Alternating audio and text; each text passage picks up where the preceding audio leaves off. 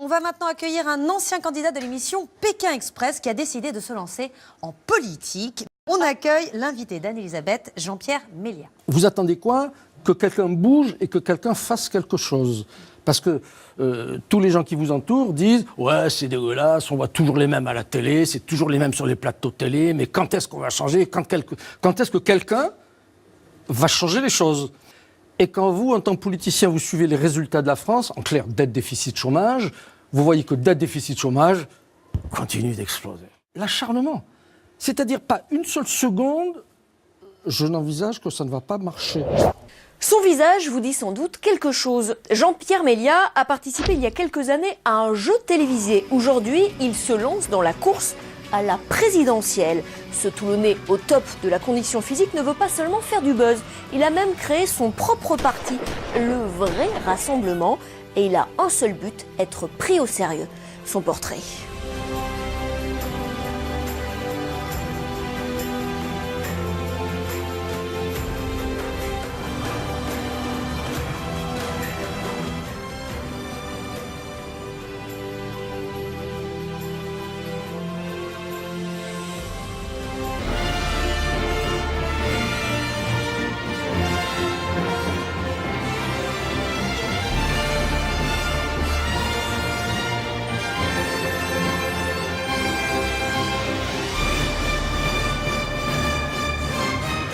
Je suis le seul candidat aujourd'hui à proposer non pas un programme, vous savez la litanie de promesses, souvent farfelues, non, je propose un programme, mais à côté de ce programme, je propose un budget construit selon les normes de Bercy, un vrai budget. J'attends que mes concurrents en fassent autant, qu'ils en fassent autant. Toutes les petites communes, tous les maires de ces petites communes, ce sont des gens que j'espère convaincre par mon message de sincérité.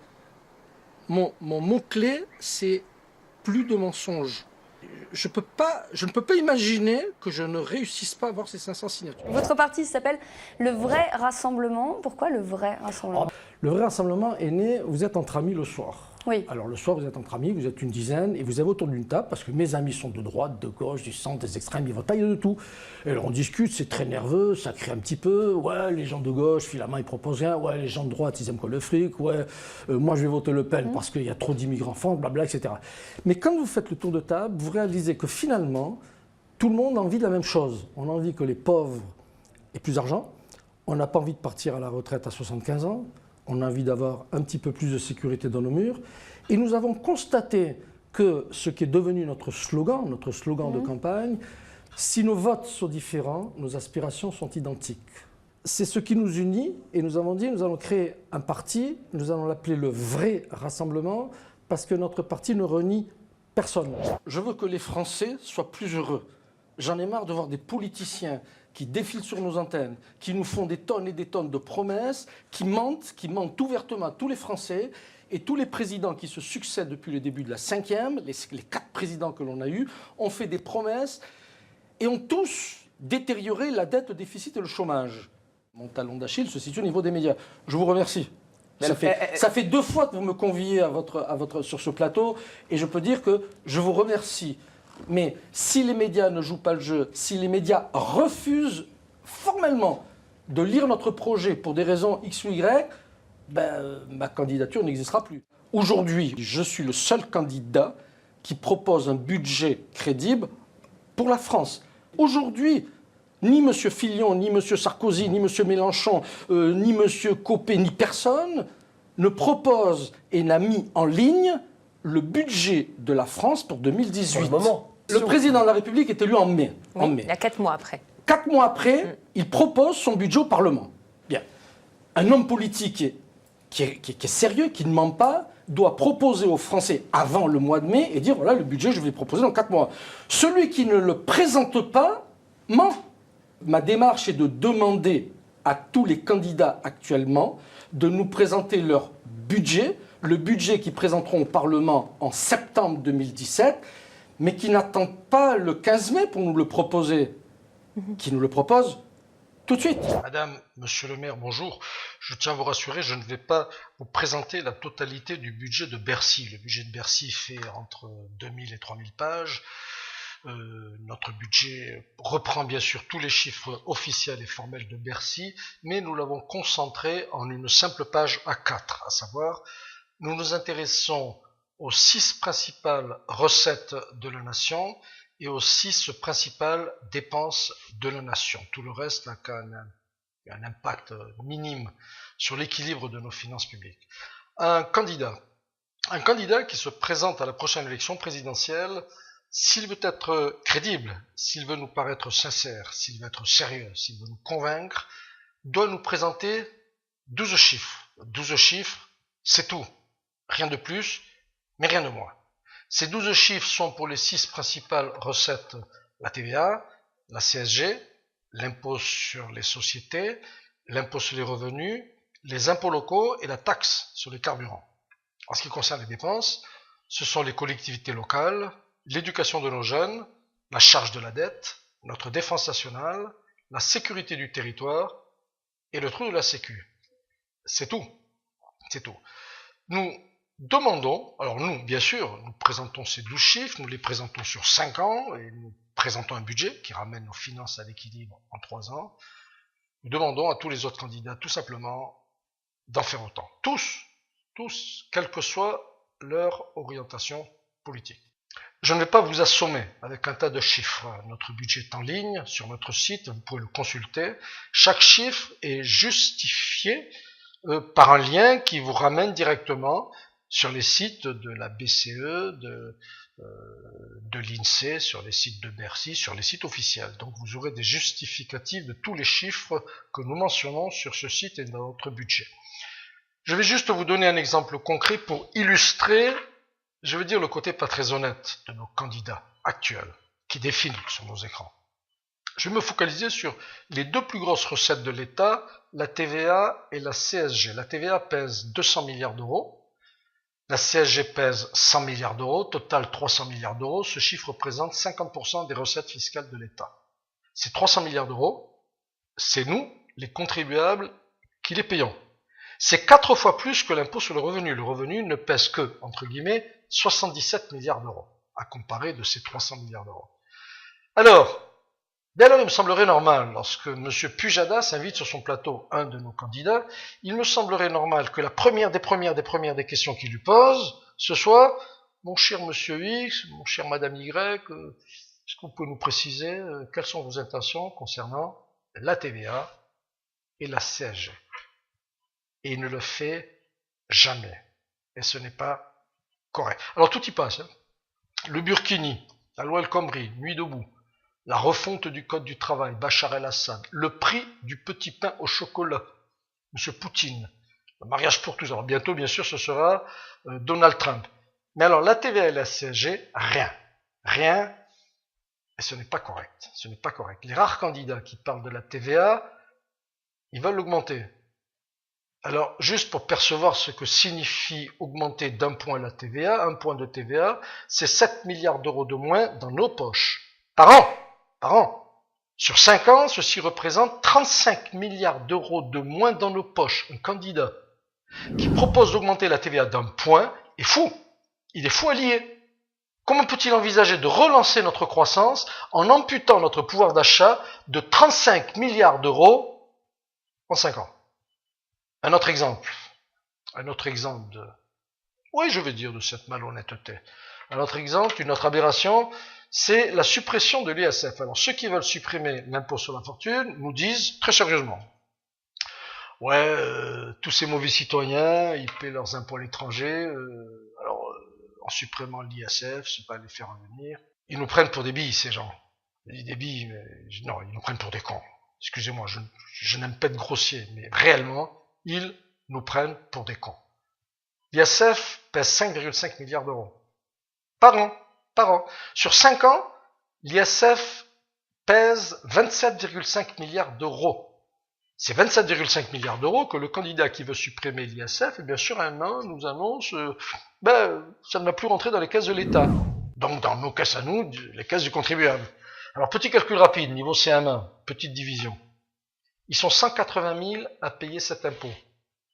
27,5 milliards d'euros divisé par 180 000, le candidat qui veut supprimer l'ISF fait un cadeau de 30 000 euros par an à chacun de ces messieurs. C'est fou. C'est fou, comment peut-on oser proposer un truc pareil sur nos antennes. Supprimer l'ISF, c'est nous priver d'une recette de 27,5 milliards d'euros. Comment peut-on imaginer une seule seconde que ces riches, ces gens qui sont aujourd'hui, qui payent leurs impôts en Belgique ou en Suisse ou ailleurs, comment peut-on imaginer qu'ils vont revenir en courant en France pour nous payer ces 27,5 milliards d'euros d'impôts qu'aujourd'hui ils ne payent pas? C'est tout simplement ubuesque. En ce qui me concerne, je n'augmenterai pas la TVA, je baisserai la CSG d'un point dès la première année, ce qui représentera une augmentation de notre pouvoir d'achat de 66 milliards d'euros en 5 ans. Et bien sûr, je ne supprimerai pas l'ISF. Je voudrais, si vous me le permettez, vous présenter rapidement les 3 grands axes de mon projet. Ces 3 grands axes sont le retour au plein emploi, la sécurité du territoire et l'immigration. Alors, premier volet, le chômage. Ma proposition tient en 3 mots, le bon sens. Pour que nos entreprises embauchent, il faut que les ménages achètent. Pour que les ménages achètent, il faut qu'ils aient plus d'argent. Je vais donc réduire la pression fiscale qui pèse sur les contribuables de 36% en 5 ans. Que vont faire les ménages de ces liquidités? Ils ne vont pas les placer sur un livret A à 0,75%. Ils vont dépenser. Mais il ne faut pas qu'ils achètent des produits made in China. Donc je vais réduire drastiquement la pression fiscale qui pèse sur nos PME. Pourquoi nos PME? Parce que ce sont elles qui embauchent et pas les grandes entreprises. Je vais mettre également à contribution les banques. Les banques, elles, paient en moyenne 8% d'impôts. Les entreprises, 33%. Question banale. Question banale que vous êtes en droit de me poser. Ouais, mais comment va-t-il faire pour financer ce manque à gagner pour l'État? La réponse est encore issue du simple bon sens. Pendant 3 ans, seules seront autorisées les dépenses liées à nos jeunes, nos seniors, la sécurité, la santé et la maintenance de l'existant. Tout le reste, stop. Je tiens à vous rassurer, mesdames et messieurs les maires, je ne vous ai pas oublié. Je vais vous apporter une bouffée d'oxygène. Si vous n'êtes pas le maire de Paris, de Marseille ou de Bordeaux. On va dire si votre commune est de taille modeste ou moyenne. J'ai fixé la barre à 35 000 habitants. Vous avez souffert tout au long des dernières années de la diminution des dotations de l'État aux collectivités locales. Je vais donc transférer, c'est un transfert, donc il n'y aura pas de nouvelles dépenses pour l'État, je vais transférer 15 milliards d'euros de dotation des grandes communes vers les petites et moyennes communes. Je pense très sincèrement que les dépenses de nos grandes villes sont exorbitantes. Je pense qu'elles ne sont pas compatibles avec le niveau actuel de notre déficit public. Avec ce plan en 3 axes, nous allons revenir au plein emploi en 3 ans. Le deuxième grand volet de mon projet, c'est la sécurité. La réponse aux attentes des Français en matière de sécurité est extrêmement simple. Je veux que les délinquants et les terroristes aient peur. Je veux qu'ils aient peur dans nos rues, je veux qu'ils aient peur dans nos cités. Ce n'est pas à nous, citoyens français, d'avoir peur, ce sont aux délinquants et aux terroristes d'avoir peur. Alors qu'est-ce que je vais faire? Eh bien, c'est très simple. Je vais augmenter le budget de la mission sécurité, c'est-à-dire la mission qui regroupe les budgets de la police nationale, de la gendarmerie nationale et de la sécurité civile. Je vais augmenter ce budget de 50%. Je vais passer ce budget de 19 à 28 milliards d'euros. Je ne vais pas vous lire, je ne vais pas vous énoncer les mesures que je vais prendre dans le cadre de cette augmentation de budget, mais je vais augmenter ce budget de manière extrêmement importante. Notre gouvernement actuel affirme qu'il met tout en œuvre pour éradiquer le terrorisme sur notre territoire. Il ment. Je vous en donne la preuve. Au budget 2017, messieurs Valls et Hollande proposent d'augmenter le poste investissement de nos forces de sécurité de 3 millions d'euros. 3 millions d'euros seulement, c'est dérisoire. C'est ce que je vais appeler une insulte aux familles des 238 victimes du terrorisme dans notre pays. Tous nos candidats Tous nos candidats doivent s'exprimer clairement sur ce poste budgétaire fondamental. Ils doivent tous nous préciser, mais alors sans la moindre ambiguïté possible, le montant qu'ils comptent consacrer à la mission sécurité du territoire. Le troisième grand volet de mon projet, c'est l'immigration. Et là, je ne comprends pas. Les migrants qui fuient leur pays en guerre nous disent tous qu'ils partent parce qu'ils ont peur de mourir, parce que leur vie est en danger. Ils demandent tous le statut de réfugiés politiques. Et je ne comprends pas. En 1962, il y a eu, c'était le 5 juillet 1962, j'étais en Algérie, j'étais à Oran, il y a eu entre 500 et 1000 de nos compatriotes, des Français d'Algérie, des pieds noirs, qui sont morts, ils ont été massacrés par les Algériens. L'alternative des pieds noirs, mon alternative, était la valise ou le cercueil. Avec ma famille, nous avons choisi la valise et nous sommes partis. Mais je suis parti accompagné de ma mère, de ma grand-mère, de mon frère et de mon père. Mon père n'est pas parti seul. Mon père n'a pas dit « ouais, bon, je vais en France, la petite famille, soyez rassurés, dès que ça va mieux, je reviens ». Non, mon père n'est pas parti seul. Nous sommes tous partis ensemble avec chacun sa valise. Et je ne comprends pas. Ces migrants sont en danger de mort. Pourquoi ils partent seuls? Ce sont en grande majorité des hommes. Ils ont laissé là-bas, dans leur pays d'origine, en guerre, leurs épouses, leurs enfants, leurs parents, leurs grands-parents. Je ne comprends pas. Le voyage leur a coûté entre 3 000 et 4 000 euros. Et là encore, je ne comprends pas. Mais comment ont-ils fait pour épargner une telle somme? J'entends sur nos antennes des tas de déclarations de personnes qui me disent « ouais, mais ils vont ensuite revenir chercher leur famille, ou alors ils feront venir leur famille ». Et là encore, je ne comprends pas. Une épouse, 3 enfants, un père, une mère, total 6 personnes, 6 x 4, 24 000 euros. Excusez-moi, mais ils vont sortir l'argent d'où pour faire venir leur famille? C'est qui va payer? C'est nous? C'est pas correct. Alors qu'est-ce que je propose? Encore et encore le bon sens. Le code frontière de Schengen prévoit une possibilité de rétablir le contrôle aux frontières en cas de menace grave pour l'ordre public et la sécurité intérieure. C'est l'article 26. Avec 238 victimes sur notre territoire, je considère qu'il existe une menace grave pour l'ordre public et la sécurité intérieure. Je vais mettre en œuvre l'article 26. Je vais donc rétablir les contrôles aux frontières, les contrôles à l'entrée. Sortie, aucun contrôle. Tous ceux qui veulent quitter la France peuvent partir. Je vais donner une priorité absolue aux réfugiés chrétiens. Les chrétiens sont persécutés dans les pays du Moyen-Orient. Ils auront droit à notre soutien. Les chrétiens et les familles, pas les hommes célibataires. Mais surtout, je refuse d'accueillir sur notre sol des pseudo-réfugiés politiques qui viennent en France dans le seul but de bénéficier de prestations sociales. Lors de mon discours d'investiture, dès le lendemain de mon élection, je ferai une déclaration solennelle à la communauté internationale. Je veux tout simplement dissuader les futurs migrants de venir dans notre pays. Le premier point, aucun job ne sera octroyé à un migrant tant que le plein emploi ne sera pas rétabli dans notre pays. C'est une question d'équité vis-à-vis de nos compatriotes. Nous avons plus de 6,5 millions de chômeurs. Il serait injuste et indécent, au nom d'une quelconque volonté d'intégration, de donner une priorité à un étranger pour un job. Deuxième point, il ne leur sera versé aucune aide financière. Aucune, c'est aucune. Notre dette s'élève à 2300 milliards d'euros.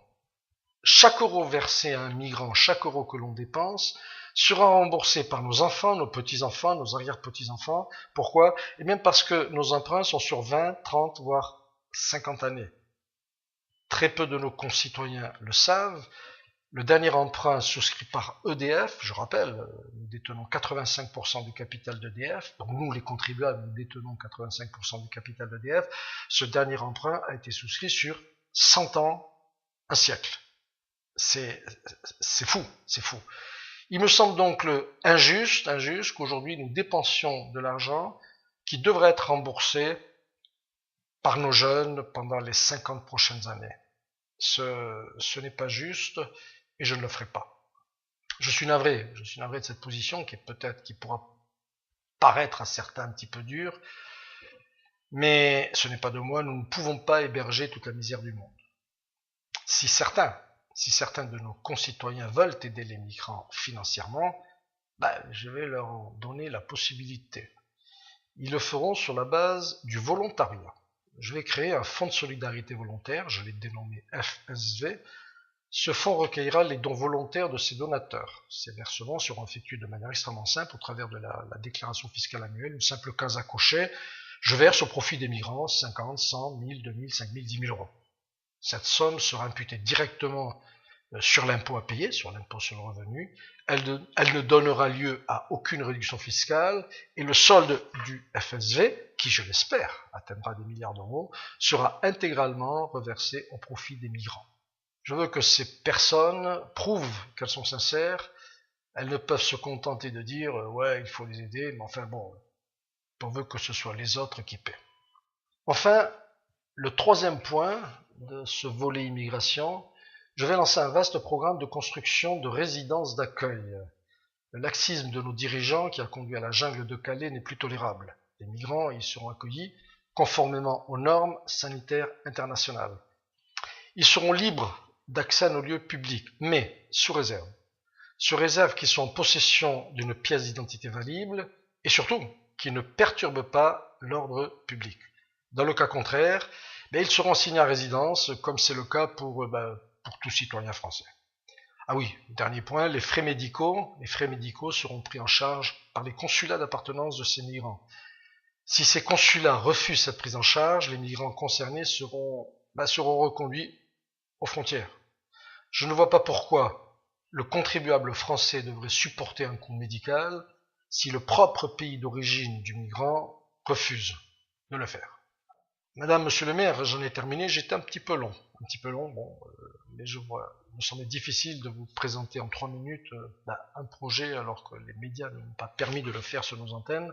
J'étais un petit peu long, je tiens à vous remercier bien sûr de votre écoute jusqu'à la fin de cette présentation, et je voudrais en terminer par une très grosse demande. Notre prochain président sera issu des Républicains, du Parti Socialiste ou du Front National. Si cette éventualité vous plaît, vous cliquez sur « Désabonnez-moi » en bas de cette page et je ne vous importunerai plus jamais.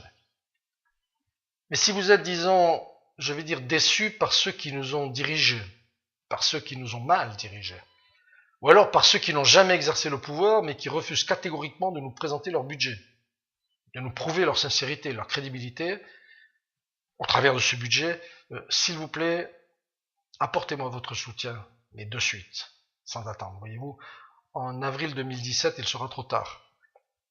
Les nouvelles règles électorales ont changé. Elles ne me permettront jamais de présenter mon projet à nos compatriotes. Et nous élirons à nouveau un menteur, un incompétent. En un mot, ce sera un énarque ou un avocat, ou une avocate.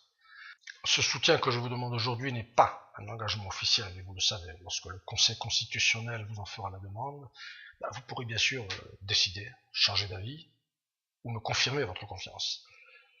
Mais je pense que vous aurez au moins contribué à ce que je vais appeler la libre expression de notre démocratie dans notre pays.